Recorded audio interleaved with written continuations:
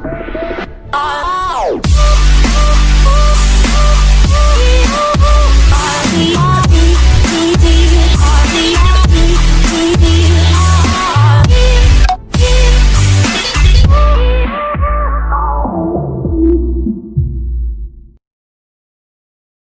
Everyone, देखिए previous video के अंदर हमने किया था सेकंड थ्योरम ऑफ आइसोमॉर्फिज्म और उसके बाद मैंने आपको कहा था कि थर्ड थ्योरम ऑफ आइसोमॉर्फिज्म आपने खुद से ट्राई करनी है।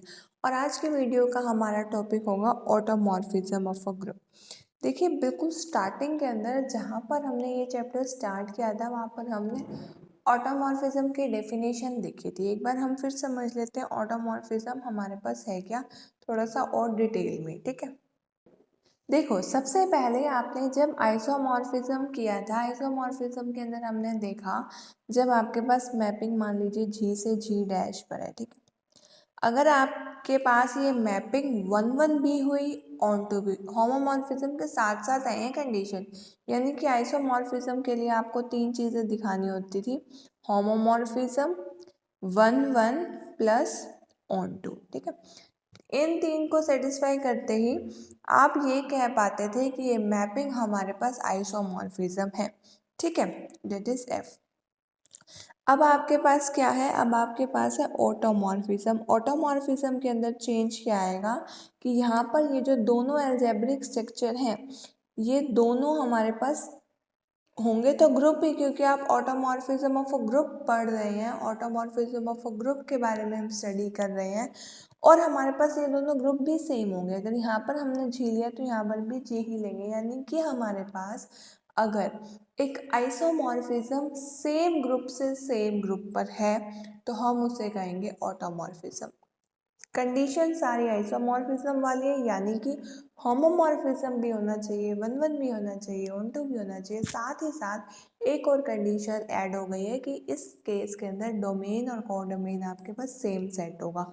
सेम सेट भी होगा और वो ग्रुप भी होगा, क्योंकि आप यहाँ पर ऑटोमॉर्फिज्म ऑफ ग्रुप पढ़ रहे हैं तो दोनों ही साइड पे ग्रुप होगा और वो सेम होगा। चलिए एक बार इसके हम फॉर्मल डेफिनेशन देख लेते हैं। हमारे पास इसके फॉर्मल डेफिनेशन क्या है, an isomorphism from a group G to itself.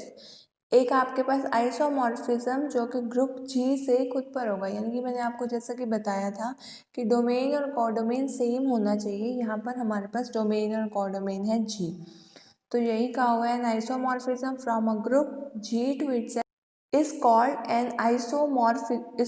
automorphism of G। उसे हम कहेंगे automorphism of G जब हमारे पास आइसोमॉर्फिज्म एग्जिस्ट करेगा जी से जी पर।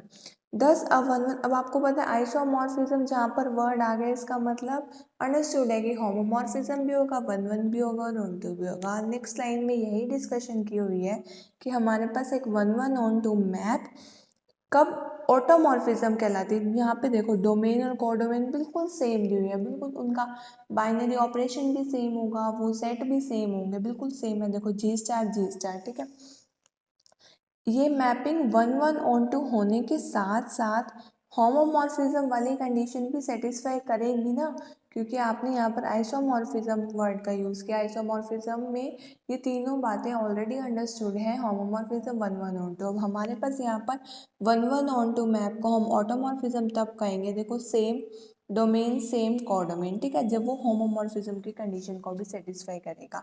तो देखिए एक तरीके से तीनों कंडीशन हमने यहाँ पर भी दिखा दी, ये होमोमॉर्फिज्म की, ये 1 1 और ये ऑन टू। ठीक है, अब यहाँ पर ध्यान से देखिए कौन सा हमारे पास ऑपरेशन आएगा, ये स्टार। देखो ये x और ये y हमने एलिमेंट लिया है डोमेन में से, x y कहाँ से आए हैं, जी में से। ठीक है, अब हमने जब डोमेन में से ये दोनों एलिमेंट्स लिए तो इनके अंदर ऑपरेशन भी कौन सा आएगा, जो डोमेन के अंदर है। डोमेन के अंदर हमारे पास ऑपरेशन कौन सा है, स्टार। तो इसलिए हमने यहाँ पर जो सिंबल यूज़ किया है, जो ऑपरेशन लगाया है वो है स्टार। इसके बाद हमारे पास ये एफ एक्स कोडोमेन वाला है और ये एफ वाई भी कोडोमेन वाला है, और इन दोनों के बीच में जो हमारे पास स्टार आया है वो है कोडोमेन में से। ठीक है, तो ये हमारे पास होमोमॉर्फिज्म की भी कंडीशन सेटिस्फाई हो गई। ठीक है, तो आपने मेन यही ध्यान रखना है कि जो आइसोमॉर्फिज्म में डोमेन और कोडोमेन सेम हो जाएगी वो आपके पास बन जाएगा ऑटोमॉर्फिज्म। ठीक है, तो कभी भी आपको देखो नेक्स्ट भी आपके पास बुक के अंदर यही दिया हुआ है कि कोई भी जी स्टार अगर आपके पास ग्रुप है तो उसको हम ऑटोमॉर्फिज्म कब करेंगे, हमारे पास 3 कंडीशन सेटिस्फाई करनी चाहिए। F11 होना चाहिए, F12 होना चाहिए और जो मोस्ट इम्पॉर्टेंट है वो है F होमोमॉर्फिज्म होना चाहिए। ठीक है, तो आई होप आपको ऑटोमॉर्फिज्म का कंसेप्ट अच्छे से क्लियर हो गया होगा। अब इसके बाद हम एक एग्जांपल देख लेते हैं ऑटोमॉर्फिज्म से रिलेटेड ही कि हमें किस तरीके से क्वेश्चन करने हैं ऑटोमॉर्फिज्म के। क्वेश्चन की स्टेटमेंट देखिएगा, let G be an abelian group. G आपके पास अबिलियन ग्रुप है और एफ आपके पास जी टू जी है। एफ आपके पास जो मैपिंग है वो जी से जी पर है। बी सच डैट आपके पास किस तरीके से एफ एक्स डिफाइन है, f x is equal to f x inverse, और आपको प्रूव करना है कि ऑटोमॉर्फिज्म है एफ। जैसे ही आपको ऑटोमॉर्फिज्म क्वेश्चन में गिवन आए तो आपके माइंड में आ जाना चाहिए हमें इसको होमोमॉर्फिज्म 1 1 और ऑन टू दिखाना होगा। ठीक है, ये 3 कंडीशन दिखाते ही हम कह देंगे कि ये ऑटोमॉर्फिज्म है, क्योंकि आपको ये तो पता लग ही रहा है साफ कि हमारे पास डोमेन और कोडोमेन इस केस के अंदर सेम है। अगर आपके पास डोमेन और कोडोमेन सेम ना होती तब तो हम क्वेश्चन देखते ही कह देते कि हमारे पास ये ऑटोमॉर्फिज्म बन ही नहीं रहा। ठीक है, तो सबसे पहले हम दो मेंबर्स लेंगे एक्स और वाई। कहाँ से लेंगे, हम डोमेन में से लेंगे बी एलिमेंट्स ऑफ, और यहाँ पर आपके पास डोमेन है जी। ठीक है, अब आपको क्या प्रूव करना है, एफ इज होमोमॉर्फिज्म। होमोमॉर्फिज्म के लिए आपको पता है क्या करना होता है आपको। सबसे पहले मैं लेफ्ट साइड ले रही हूँ। ठीक है, और मैंने आपको बताया हुआ है ग्रुप के अंदर जब भी हमारे पास ऑपरेशन ना दिया हो तो हम मल्टीप्लिकेशन ही यूज़ करते हैं। तो एक्स वाई दो एलिमेंट लिए, इन दोनों के अंदर आपने ऑपरेशन कौन सा लगाया है, मल्टीप्लिकेशन का। तो आप इनको खोलेंगे कैसे, यहाँ से आप ये जो आपके पास दी हुई है मैपिंग किस तरीके से डिफाइन है उसका यूज़ करेंगे। जो भी एलिमेंट आप डालोगे बाहर उसका इन्वर्स निकलेगा, डेट इज एक्स वाई का inverse, which is equal to y inverse x inverse. ठीक है, which is equal to y inverse x inverse. अब देखो आपके पास क्वेश्चन में जो भी चीज़ें दी हो हर चीज़ का यूज़ होगा। ऐसे ही मैं आपको थ्योरम में बताती हूँ, कोई भी थ्योरम की स्टेटमेंट आपको अच्छे से स्टडी करना है, क्योंकि थ्योरम की स्टेटमेंट बहुत इंपॉर्टेंट होती है, उसकी स्टेटमेंट का एक एक वर्ड बहुत इंपॉर्टेंट होगा। अगर आपको कोई भी चीज़ गिवन है तो उसका उस थ्योरम में यूज़ होगा ही होगा। अब इस क्वेश्चन के अंदर आपको ये दिया हुआ था कि जी अबिलियन है, तो अब इसका यूज़ होगा। अबिलियन के कारण देखो x और y आपके पास g के एलिमेंट्स हैं, तो x इन्वर्स और y इन्वर्स भी आपके पास क्या होंगे, g के एलिमेंट्स। g के एलिमेंट्स है और g हमारे पास अबिलियन ग्रुप है, तो ये दोनों आपस में कम्यूट करेंगे।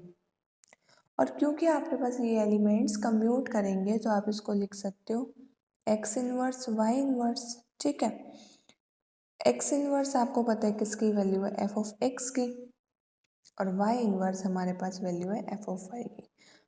ये भी आपके पास कोडोमेन का एलिमेंट है, ये भी कोडोमेन का एलिमेंट, और इन दोनों के बीच में जो ऑपरेशन है वो है मल्टीप्लिकेशन का। तो यही चीज़ आपको होमोमॉर्फिज्म के लिए दिखानी होती है, that is f of x star y is equal to f of x star f of y, और यहाँ पर स्टार आपके पास मल्टीप्लिकेशन था, तो यहाँ पर आपके पास फर्स्ट कंडीशन हो गई है सेटिस्फाई। इसके बाद हम देखेंगे सेकेंड कंडीशन। सेकेंड जो हमारे पास कंडीशन हमें प्रूव करनी है, डेट इज एफ इज 1 1। तो देखिए हम एफ को 1 1 किस तरीके से दिखा रहे हैं। 1 1 के लिए आपको पता है जो आपने दो एलिमेंट्स लिए हैं इनकी इमेजेस इक्वल लेके चलिए, और आपको क्या दिखाना है कि वो एलिमेंट्स भी इक्वल होंगे। यानी कि अगर दो एलिमेंट्स के इमेजेस इक्वल हैं तो वो सिर्फ तभी पॉसिबल होगा जब वो दोनों एलिमेंट्स इक्वल है। तो f of x is equal to f of y लिया। अब आपको पता है F of x is equal to x inverse and f of y is equal to y inverse. ठीक है, अगर आपके पास इन दोनों के इनवर्स की वैल्यू इक्वल है तो एक बार अगर आप इनवर्स बोथ साइड्स कर दे तो आपके पास ये चीज़ आएगी, एक्स इनवर्स का inverse is equal to X and Y inverse का inverse is equal to Y. So here we get x is equal to y, और आपको यही दिखाना था दो एलिमेंट्स के आप इमेजेस इक्वल लेके चले, और आपको ये दिखाना था कि वो दोनों एलिमेंट्स ही इक्वल हैं। तो आप यहाँ कह सकते हो कि f आपके पास क्या आ गया, 1 1। ठीक है, अब इसके बाद आपको दिखाना होगा f इज ऑन टू।